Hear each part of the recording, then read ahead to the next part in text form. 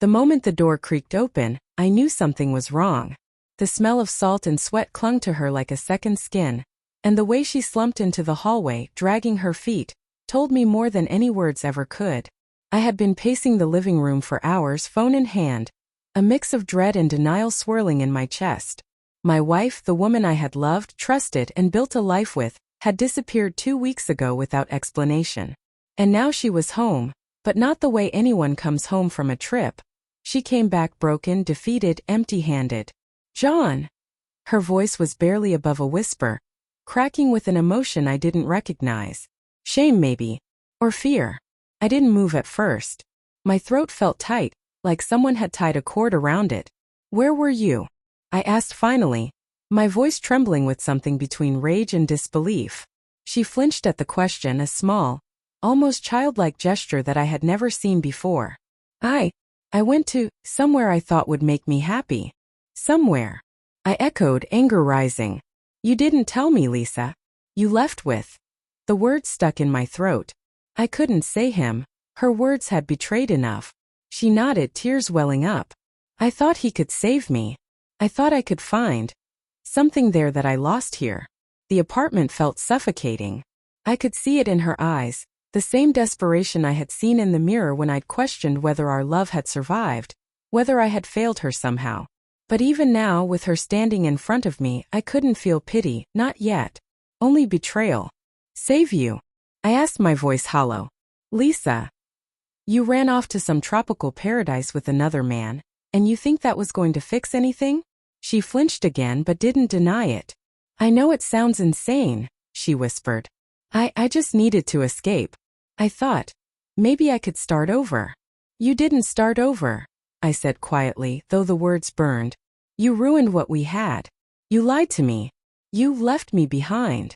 Her shoulders sagged, and for the first time, I noticed the small cuts of guilt that lined her expression. It wasn't just shame, it was regret. The kind of regret that comes too late. I didn't expect it to end like this," she admitted. "I thought he'd be the one to protect me, to make everything better. But he left me. He saved himself. And I have nothing." I couldn't breathe. The betrayal, so raw, so intimate, felt like ice coursing through my veins. "You expected him to save you?" I repeated, disbelief mingling with anger. "And you thought I'd just what? Forgive you? Wait for you?" She shook her head slowly, tears streaming down her cheeks. "No. I wanted, I don't know. I wanted to be loved, to feel alive again. And I thought, maybe foolishly, that it could happen there." "You had me here," I said, voice breaking despite myself. "You had everything we built. And you threw it away for a fantasy that didn't exist. And now you're here and nothing's left, nothing at all." She sank into the couch, burying her face in her hands. I wanted to scream at her, to shake her until she felt the gravity of what she had done. But I also felt a hollow ache, a grief I couldn't name deep in my chest. She wasn't just my wife. She had been my partner, my confidant, my home. And she had abandoned me. "I know I don't deserve anything from you," she whispered, her voice muffled. "I know I've broken us. I couldn't carry it anymore, the lies, the fights, the feeling of emptiness. And I thought he could fix it. But he didn't. And now she looked at me, and the emptiness in her gaze mirrored the one I felt inside. She had nothing to give. And somehow that was worse than any betrayal, because it meant the choice she had made wasn't even about love. It was about selfishness, survival, escape. I sank into the chair across from her, trying to steady my breathing. "Do you even understand what you've done?" I asked quietly. "Do you understand how deep this cuts?" "Yes," she whispered. "I do. Every day. Every second. I can't sleep, I can't stop thinking about how I hurt you. How I lost everything." The silence between us stretched on, heavy and suffocating. And then, for the first time, I saw her truly, not as the woman who had betrayed me, not as the woman I loved, but as a human being who had faltered, who had made a terrible mistake, who had come home empty-handed, defeated. "You left because you were scared," I said finally, more to myself than her. "Scared of life here, of the reality of marriage, of commitment. And now you're back, and what? You want forgiveness." She shook her head.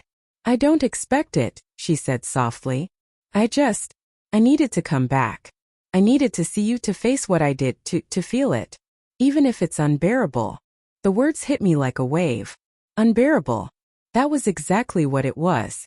The thought that the woman I had loved, the person I had trusted completely, had chosen someone else over me, over us, was unbearable.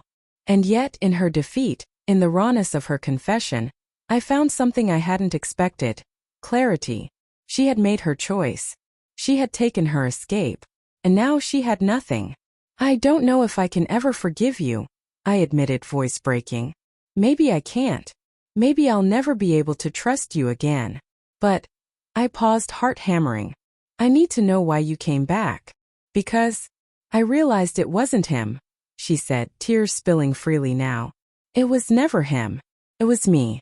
I was running from myself, from us, from what I was too afraid to face. And now, I have to live with what I did. And I wanted you to know. Even if you hate me forever. I didn't know what to say. Hated her? Loved her? Wanted her to disappear or hold her?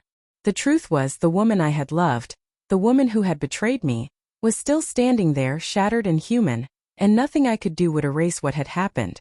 I don't know what happens now, I said finally, voice soft. Maybe we can't, maybe we never can. But I need to be honest too. I need you to know how deep this cut, how much it hurts. And maybe that's enough for now. For both of us. She nodded, silent tears slipping down her cheeks. I understand, she whispered. I understand everything. And in that silence, that heavy, painful, impossible silence, I realized something. Sometimes love isn't enough. Sometimes trust, once broken, can't be fully repaired. Sometimes the person who thought they could save themselves by running away learns too late that no one else can carry that burden for them. She came back empty-handed, defeated, and I was left holding the fragments of what we once had, unsure if they could ever be pieced together. And maybe that was the cruelest lesson of all. That some betrayals leave no heroes, only survivors, navigating the ruins of what they once called home. I sat there for hours, letting the silence stretch between us, letting the weight of it settle.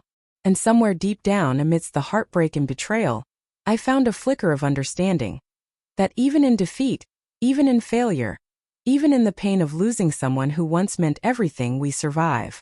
And maybe in surviving we learn what it really means to forgive not others but ourselves. Help me hit 5K subscribers.